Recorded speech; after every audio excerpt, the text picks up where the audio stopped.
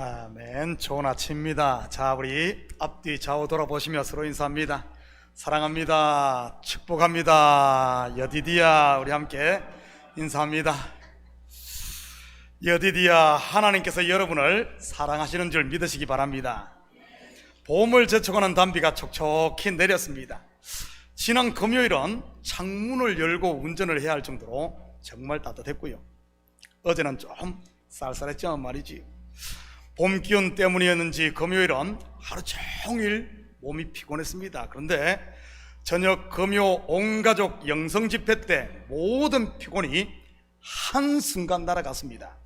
왜냐하면 하나님께서 제 눈을 열어 한 사람을 생각나게 하시고 제 가슴을 뜨겁게 했기 때문입니다. 누구일 것 같습니까? 여기 우리 가운데 있는데 말이지요. 맞추시는 분에게는 제가 헤이 요거트 한 잔 사시면 두 번째 잔은 해프 프라이스 이렇게 드리도록 한번 장 팀장님께 한번 부탁을 한번 해보겠습니다. 목사 속을 여러분이 어떻게 알겠습니까? 저도 제 속을 다 모르는데 말이지요. 우리 다름 아닌 박수지 목사님입니다. 이번 수요일에 15년 만에 처음 한국을 방문하시거든요. 그것도 주한미군으로 가 있는 아들을 만나러 말이지.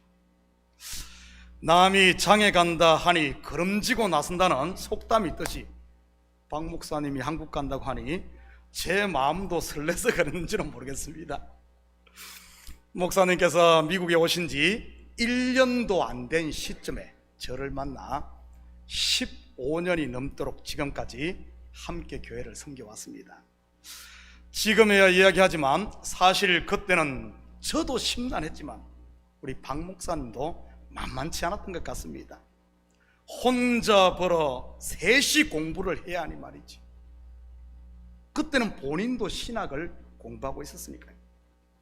셋이 벌어서 한 사람 공부시키기가 쉽지 않은 게 현실인데 혼자 벌어 셋을 공부한다. 하나님의 은혜가 아니고서 어떻게 가능했겠습니까? 그 어려움의 때를 다 극복하고 이제는 셋이 벌고 한 사람만 공부하고 있지 않습니까? 그것도 미국 정부에서 주는 국비 장학금까지 받으면서 말이지. 아들 사빈이가 지금 군대에서 나라도 지키고 치과대학 공부도 하고 있으니까요. 처음 미국에 와서 8년 만에 한국 땅을 밟았던 때가 저도 기억이 납니다. 마치 타임머신을 타고 과거를 여행하다 온 것 같았지요. 고려말 충신 길재가 이런 시조를 지었다고 하네요. 500년 도읍지를 필마로 찾아드니 산천은 의구하되 인걸은 간데없네. 어저버 태평연월이 꿈이런가 하노라. 제가 8년 만에 본 고국 땅을 밟았을 때 산천도 변하고 인걸도 간데 없었습니다. 이번에 일본을 경유해 가신다고 들었는데 저도 당시 처음 8년 만에 방문할 때 일본을 경유했는데 나리타 공원에서 하룻밤을 자고 들어갔습니다. 금요일 밤에 제 가슴이 뜨거워졌던 이유는 한국 가는 설레임이 아닌 바로 박 목사님에게 주신 하나님의 은혜와 복이 생각났기 때문입니다. 바로 올해 우리 교회에 주신 표인 여디디아의 복 말이지. 여호와께서 사랑하시는 자 말입니다. 하나님과 동행한 자의 복 여디디아, 교회와 함께한 자의 복 여디디아, 그리고 부족한 하나님의 종과 함께한 자의 복 여디디아 말이지. 박 목사님 우리 교회에 올 당시 작년 아이들까지 다 합쳐 20여 명이 채 안 됐습니다. 그런데 지금은 그래도 150여 명이 되니 중형교회는 되지 않습니까? 이민교회 중에서 말이지. 저도 복을 받았고 교회도 복을 받았고 박 목사님 가정도 복을 받았고 그리고 복받은 교회와 연합된 여기에 있는 우리 성도들도 함께 복을 받은 줄 믿습니다. 어찌 박 목사님 복을 받았겠어요? 우리 가게를 오픈하고 대박난 김 장로님도 복을 받았고, 두 아들을 다니엘처럼 정말 잘 키운 여기엔 우리 나집사님도 복을 받았고, 전쟁터와 같은 이모전실 룸을 제대한 우리 천혜란 집사님도 복을 받았고, 여기에 있는 한 명 한 명이 복받지 않은 분이 누가 있겠습니까? 어느 찬송가 가사처럼 받은 복을 세어보면 말이지. 박 목사님 이번에 가시면 받은 복을 마음껏 누리시고, 받은 복을 전하시고, 그리고 받은 복을 마음껏 나누고 오시기를 축복합니다. 여러분, 하나님과 연합되고 진리와 연합되고 그리고 교회와 연합된 복받은 성도는 때가 되면 하나님께서 그 발을 사슴처럼 높여주심을 믿으시기 바랍니다. 저는 우리 식구들이 하나님의 때를 기다릴 줄 아는 충성된 일꾼들이 되시기를 축복합니다. 추수 때가 되면 모든 것이 다 드러나는 것입니다. 곡식과 가라지도 드러나고, 알곡과 쭉정이도 드러나고, 그리고 참과 거짓도 드러나고 말이지. 어제 새벽기도 때도 말씀드렸듯이, 바른 신앙은 첫째는 자기를 부인하는 것이요, 두 번째는 하나님께 모든 것을 맡기고 때를 기다릴 줄 아는 것입니다. 그래서 예수님께서도 원수가 뿌린 가라지를 무리하게 뽑으려고 하지 말고 그냥 두라고 한 것 아니겠습니까? 추수 때가 되면 3살 먹은 어린아이도 구분할 수 있을 만큼 확연히 다 드러나는 것이니까요. 지금이 바로 추수 때임을 믿으시기 바랍니다. 시대적으로나 교회적으로나 그리고 영적으로 말이지. 오늘 본문 18절입니다. 아이들아, 지금은 마지막 때라. 적 그리스도가 오리라는 말을 너희가 들은 것과 같이 지금도 많은 적 그리스도가 일어났으니 그러므로 우리가 마지막 때인 줄 아노라. 아이들아, 여기서 아이들은 누구를 말한다고 했습니까? 우리 나윤이나 소피 같은 나이가 어린 아이를 말할까요? 아닙니다. 신앙의 어린아이, 곧 초신자를 말한다고 했습니다. 다시 말해, 마지막 때가 되면 초신자도 다 알곡과 가라지, 참과 거짓을 구분한다는 말입니다. 그렇다면 이 마지막 때가 언제겠습니까? 파루시아 예수님의 재림의 때를 말하는 것일까요? 물론 예수님의 재림의 때도 마지막 때 맞습니다. 그런데 만약 그때만을 마지막 때라고 한다면 요한은 지금 거짓말을 하고 있는 꼴이 됩니다. 왜냐하면 요한은 지금은 마지막 때라고 말하고 있는데 2000년이 지난 아직도 예수님이 재림하고 있지 않으니 말이지. 요한만 그럴까요? 아닙니다. 베드로도 거짓말 장애가 되고 마는 것이지요. 사도 바울도 예외는 아니고요. 왜냐하면 이들 또한 당시를 말세 또는 종말이라고 말하고 있으니 말이지. 한 군데만 찾아볼까요? 베드로전서 4장 7절입니다. 만물의 마지막이 가까이 왔으니 그러므로 너희는 정신을 차리고 근신하여 기도하라. 그렇다면 마지막 때로 번역된 헬라어 이 에스카테호라는 무슨 의미겠습니까? 바로 참 빛이요 진리신 그리스도가 이 땅 가운데 오신 때를 말하는 것입니다. 예수님께서 오시기 전에는 어땠습니까? 한마디로 어둠이 주관하는 밤의 세계였습니다. 밤을 비추는 광명체는 달, 곧 율법인 것이고요. 혹시 여러분 가운데 달빛을 의지해서 책을 읽어보신 분 계십니까? 일명 영월 독서 말이지. 중국 남제시대에 강필이라는 사람이 그렇게 책을 읽었다고 하더군요.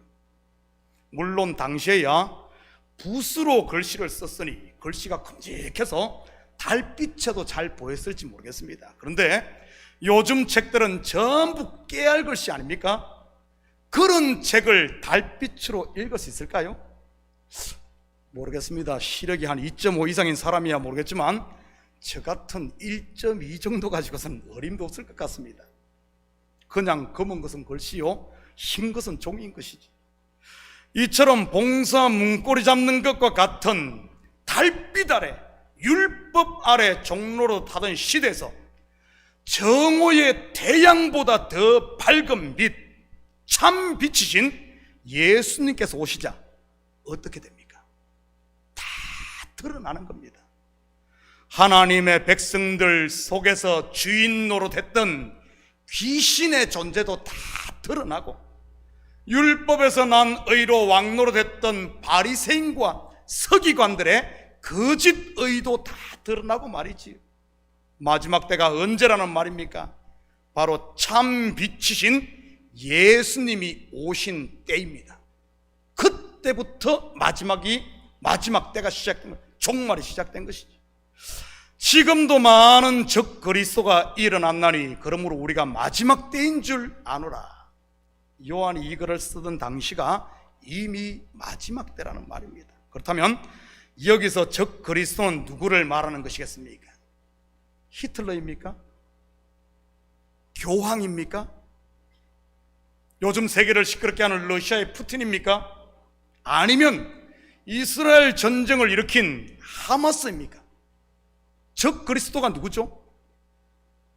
적그리스도로 번역된 헬라어 안티크리스토스, 이 안티크리스토스라는 이 앞에는 정관사가 없습니다.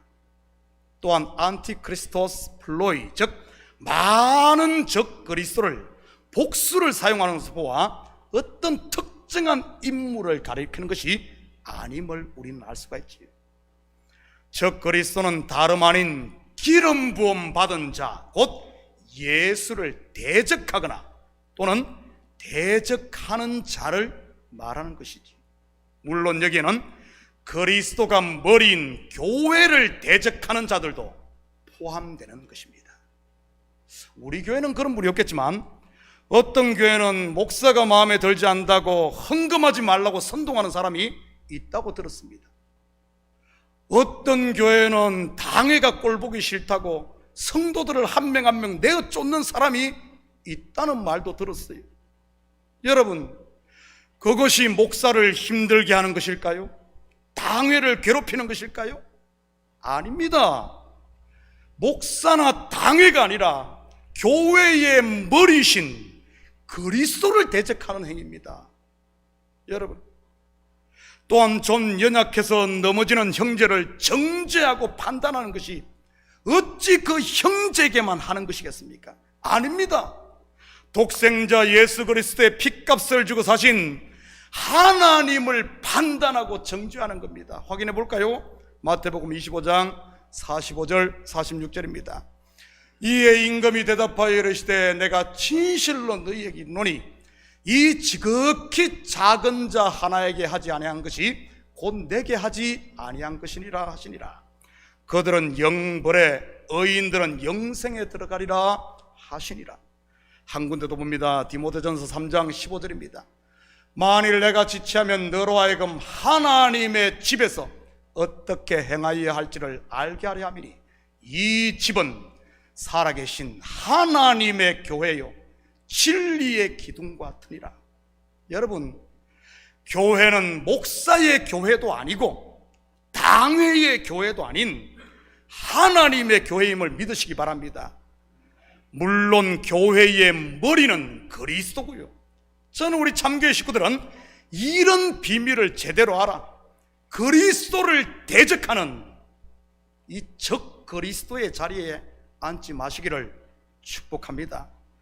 이런 적 그리스도와는 말도 섞지 마시고 집에 들이지도 마시고, 혹시 내 속에 이런 교회를 대적하려고 하는 이런 마음이 올라오거든 골방에 들어가 당장 엎드리시기를 축복합니다.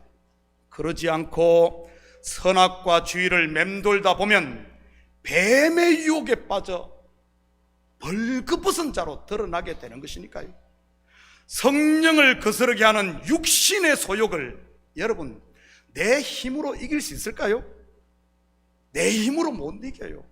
내 힘으로.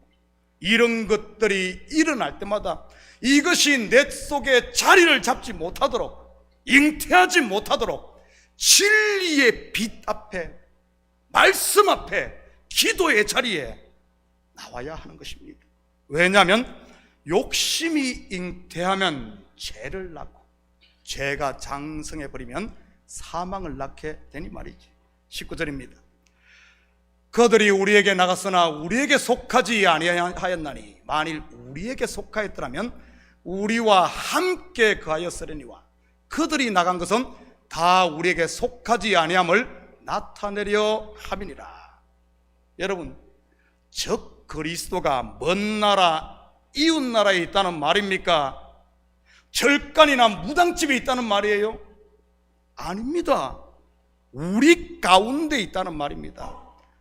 우리에게서 나갔으나 우리에게 속하지 아니하였나니, 바로 우리 가운데 있었는데 말씀이 육신이 되신 예수님이오자 참 빛이 비치자 그것이 드러났다는 이런 말입니다. 여기서 나갔으니란 말은 교회를 떠났다는 말이 아니라 공동체 속에서 실체가 드러나자 자기들끼리 당을 지었다는 이런 말입니다. 왜냐하면 교회를 떠났다면 더 이상 우리가 분별할 필요가 뭐가 있습니까? 떠나버렸는데. 교회를 떠나 신천지로 갔다든지 아니면 절간으로 가버렸다면 우리가 더 이상 경계할 필요가 뭐가 있어요? 다 떠났는데. 그게 아니라는 사실입니다. 당시 요한이 경계하는 대표적인 적 그리스도의 무리는 영지주의자들과 율법주의자들이었습니다. 영주주의는 헬라 철학의 뿌리를 둔 이런 적 그리스도 이단이었고, 율법주의는 유대주의에서 출발한 이단이었습니다. 그래서 영주주의의 특징은 유창한 말이었습니다. 수사학을 공부했던 일명 궤변론자들 말이지. 그냥 듣고 있으면 그 논리에 넘어가지 않을 사람이 없는 겁니다. 교회에서 보면 꼭 말 많이 하고 말을 잘하는 사람 있지 않습니까? 그런데 그런 분들의 이야기를 가만히 듣다 보면 많은 경우 자기 논리에 자기가 빠져 모순을 일으키는 것을 종종 보게 됩니다. 여러분, 모순이라는 단어가 나오게 된 배경 아십니까? 모순. 전국시대 초나라에서 무기를 파는 상인이 있었다고 합니다. 그가 창을 들고 이렇게 외쳤다고 하지요. 이 창은 아주 예리하여 어떤 방패도 다 뚫을 수 있다고 말이죠. 그런데 조금 있다가 이 사람이 이제는 방패를 들고 또 이렇게 외쳤다고 합니다. 이 방패는 아주 단단해 어떠한 창도 막아낼 수 있다고 말이죠. 그러자 옆에 있는 사람이 그 상인에게 이렇게 말했다고 합니다. 애끼 보시오. 그러면 그 예리한 창으로 그 단단한 방패를 찌르면 어떻게 되는 거요?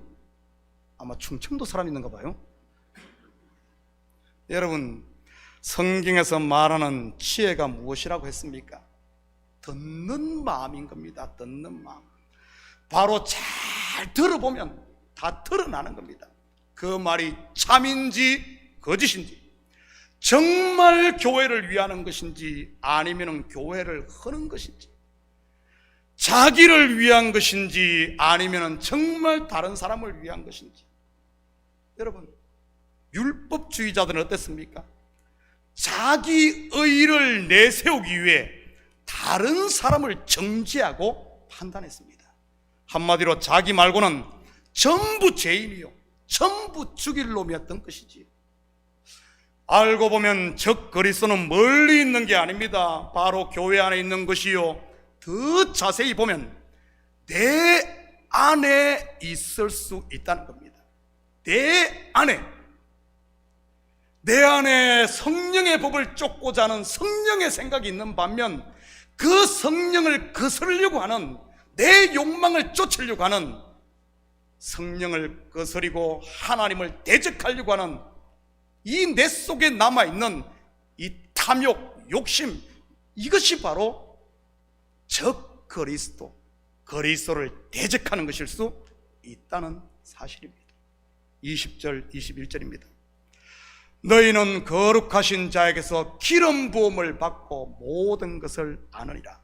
내가 너희에게 쓰는 것은 너희가 진리를 알지 못하기 때문이 아니라 알기 때문이요. 왜 그러죠? 기름 부음을 받고 성령이 우리 속에 있으면 다 안다는, 또 모든 것은 진리에서 나지 않기 때문이라. 기름 부음을 받은, 곧 성령을 선물로 받은 참 성도는 이러한 적 그리스도를 분명 압니다. 공동체 가운데서 교회를 하는 대적자가 누구인지, 그리고 내 속에 있는 성령을 거스리는 존재가 무엇인지 다 알아요.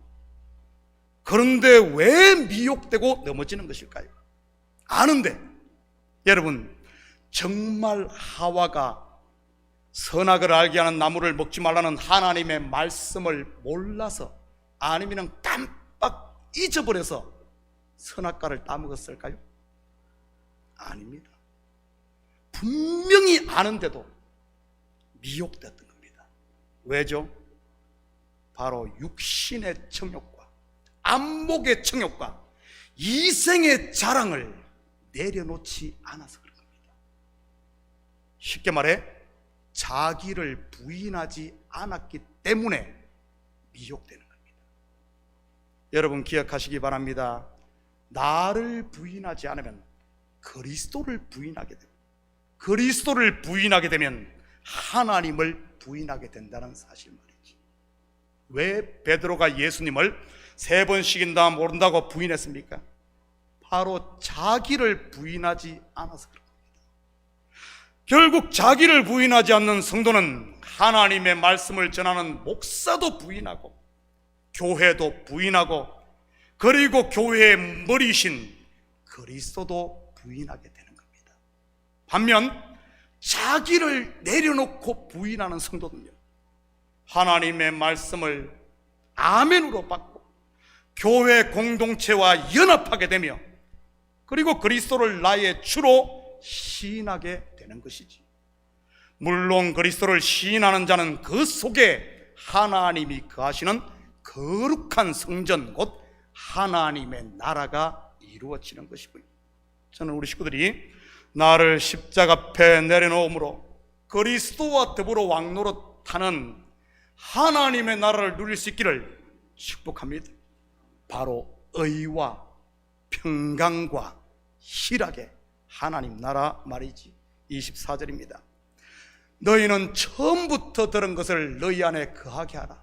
처음부터 들은 것은 너희 안에 거하면 너희가 아들과 아버지 안에 거하리라. 여러분, 처음부터 들은 게 뭐죠? 처음부터 들은 게 요한일서 1장 1절과 2절입니다. 태초부터 있는 생명의 말씀에 관하여는 우리가 들은 바요, 눈으로 본 바요, 자세히 보고 우리 손으로 만진 바라. 이 생명이 나타내신 바 된지라. 이 영원한 생명을 우리가 보았고 증언하여 너희에게 전하노니 이는 아버지와 함께 계시다가 우리에게 나타내신 바 된 이시니라. 하나님이 이르시되, 곧 말씀하시되 빛이 있으라 하시니 빛이 있었고, 처음부터 있는 이 말씀이 여러분 누구라는 말입니까? 바로 예수 그리스도인 것입니다. 다시 말해, 처음부터 하나님은 오직 아들 예수 그리스도를 통해 우리를 구원하시기로 작정하셨다는 말입니다. 그리고 그 비밀을 처음부터 창세기 1장부터 하나님이 말씀하시니 이 말씀의 존재가 예수 그리스도, 하나님이 예수를 통해서 우리를 만들고 우리를 구원할 것을 처음부터 말씀했다는 겁니다. 여러분, 성경을 조금만 깊이 보면 구약의 이야기도 전부 예수 이야기예요. 전부 예수 이야기. 시내산에서 모세에게 준 율법의 의가 아닌 독생자를 십자가에 내어주는 하나님의 사랑, 곧 은혜로 우리를 구원하는 것 말이지. 네가 하냐? 아니야, 내가 하지. 곧 하나님께서 홀로 완성하셔서 우리에게 값없이 주는 것만, 이것을 우리는 은혜라고 하는 것입니다. 여러분, 오직 은혜 아래 거하라는 그런 말입니다. 오직 은혜 아래 거하라. 율법에서 난 자기의 자기 자랑으로 돌아가지 말고 말이지. 그것이 바로 내가 너희 안에, 너희가 내 안에 가는 하나님의 나라인 것이고요. 이러한 상태를 성경은 영원한 생명, 곧 영생이라고 합니다. 25절입니다.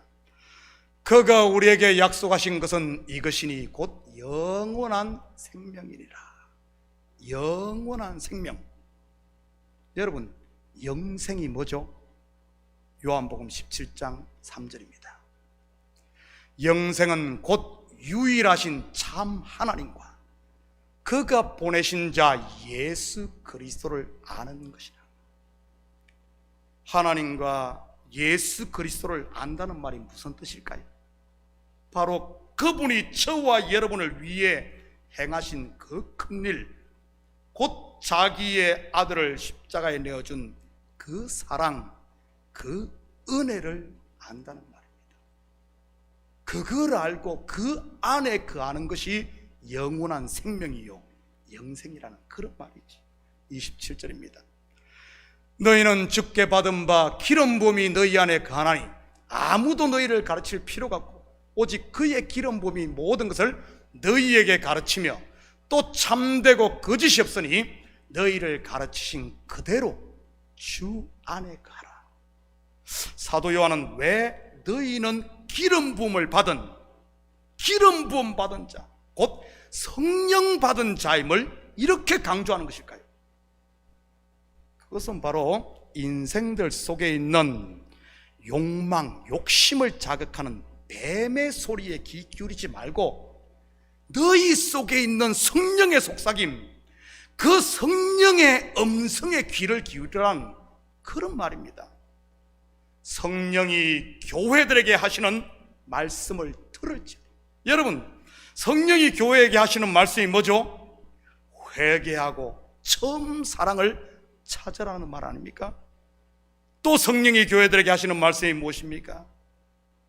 자기를 부인하고 말씀 앞에 순종하라는 것 아닙니까? 그에 비해 사단은 어떻게 우리를 유혹합니까? 먹음직도 하고 보암직도 하고 지혜롭게 할 만큼 탐스럽기도 한 너의 욕심, 내 속에 있는 욕심을 채우라고 부추기는 것이죠. 그리고는 슬쩍 의심의 떡밥을 성도들 마음에 뿌립니다. 참으로 너희에게 동산 모든 나무의 열매를 먹지 말라 하시더냐 하면서 말이지. 그 떡밥을 맛보는 순간 어떻게 됩니까? 내 속에 불이 일어나고 욕심이 잉태를 하게 되는 겁니다. 여러분, 떡밥이 뭔 줄 알아요? 알 수가 있나? 떡밥이 뭔 줄 알아요? 미국에는 강이나 바다에 고기가 많아 굳이 떡밥을 뿌리고 낚시를 하질 않습니다. 그런데 한국의 호수나 강은 물고기가 그렇게 많지 않아요. 그래서 그냥 낚싯바늘에다가 지렁이 끼고 했다가는 밤새도록 잡아도 한두 마리 잡기도 힘듭니다. 그래서 어떻게 하는 줄 아십니까? 물고기가 좋아하는 깻묵 아니면 된장을 주먹만하게 뭉쳐가지고 낚싯바늘 던질 거리에다가 딱 던져 놓습니다. 그러면은 그 냄새가 퍼져나가고 이러면은 그 떡밥을 먹겠다고 고기들이 몰려옵니다. 그때 낚싯바늘 딱 해놓으면은 고기가 떡밥 먹다가 낚싯바늘 무는 겁니다. 물고기가 좋아하는 떡밥을 낚시꾼들이 정확하게 알듯 우리 속에 있는 불만, 마귀는 귀신같이 압니다. 그것 슬쩍 건드려주고 의심의 떡밥을 뿌립니다. 그러면 어떻게 되는 줄 압니까? 말씀을 엎조려야 할 성도가 의심을 엎조리고, 받은 복을 세워야 할 성도가 서운함과 불만만 세다가 결국은 사단이 던진 낚싯바늘을 물게 되는 것이지. 여러분, 낚싯바늘 한번 물면 그게 쉽게 빠지던가요? 아닙니다. 마찬가지로 사단이 던진 미혹도 이런 것입니다. 이런 거에 우리가 몰라서 하는 것 아닙니다. 다 아는데도 나를 내려놓지 않으니까, 자기를 부인하지 않으니까 결국에는 무는 것 말이지. 결국 욕심이 잉태한 적 죄를 낳고, 죄가 장성한 적 사망을 낳는 것이죠. 저는 우리 식구들이 이 시대, 지금 마지막 때 아닙니까? 깨어 믿음에 굳게 서시고, 혹 여러분 분을 내도 죄를 짓지 말고 해가 지도록 분 품지 마시고요, 마귀에게 틈을 주지 마시기를 축복합니다. 사랑하는 성도 여러분, 이 한 주도 우리 속에서 말씀하시는, 다른 데 귀 기울이지 말고요, 여러분 속에 기름 부으심 성령이 있어요. 우리 속에서 말씀하시는 성령의 소리에 귀 기울이고, 나를 내려놓고 내 욕심, 내 욕망, 미움, 시기, 질투, 교회를 대적하려고 하는 이런 것들 내려놓고, 그것 내려놓는 순간 그 자리가 뭘로 채워지는 줄 압니까? 바로 성령이 채워져. 이런 성령 충만함 받아 하나님이 주신 복, 여러분 얼마나 많아요. 얼마나 많아요. 영원한 지옥에 있는, 지옥에 살 수 없는 우리를 건져낸 그 은혜, 10년, 100년, 1000년, 만년이 아니라 영혼을 집 한 채 주는 정도가 아니에요. 자기의 아들, 독생자들 그 전부를 주신 이런 복을 받고, 이런 복을 받고도 왜 엉뚱한 거 세고 있어요?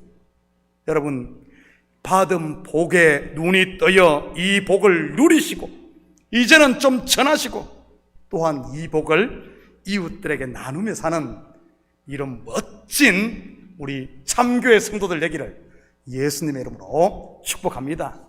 같이 기도하십시다. 사랑의 아버지 하나님, 참으로 감사를 드립니다. 우리를 복되게 하시고 하늘과 땅의 모든 복을 우리에게 주셨건만, 아버지 하나님, 이 복을 세지 못하고 혹시 우리가 내 욕망에 미끼에 걸려 아버지 하나님 이런 복들을 땅에 파묻어두고 있지는 않은지 우리 자신을 살피게 하시고, 이제는 깨어 믿음에 굳게 서서 성령의 소리를 들음으로 성령의 9가지 열매, 사랑과 희락과 화평과 온유와 절제, 양성과 충성과 참 이런 아름다운 열매를 맺는 이 시대에 하나님의 자녀들 다 되게 도와주시옵소서. 감사드리며 예수님의 이름으로 기도드립니다. 아멘. 우리 다 같이 자리에서 일어납니다. 찬송 350장 이 찬송 들으신 후에 축도로 예배를 마칩니다.